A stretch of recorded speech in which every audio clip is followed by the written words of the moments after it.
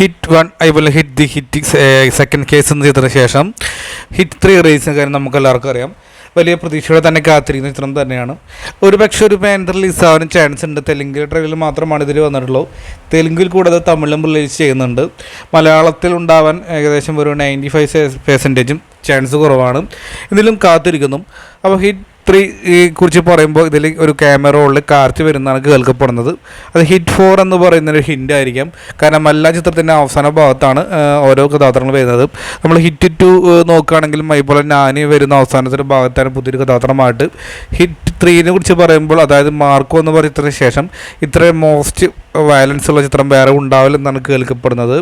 അതായത് 18 വയസ്സിന് കുട്ടികൾ മാത്രം കണ്ടാൽ മതി എന്നൊക്കെയാണ് ഇതിൻ്റെ അണിയറ പ്രവർത്തികൾ തന്നെ പറയുന്നത്. അത് ഗംഭീരമായിട്ടുള്ള വയലൻസ് തന്നെയായിരിക്കും. ടീച്ചർ കണ്ടാൽ തന്നെ വ്യക്തമാണ്. അതുപോലെ ഹിറ്റ് 4 ഒരു മെഗാസ്റ്റാർ തന്നെയായിരിക്കും ഇത് കേൾക്കപ്പെടുന്നുണ്ട്. കാർത്തിയാണത്. അതായിരിക്കും. Bye bye.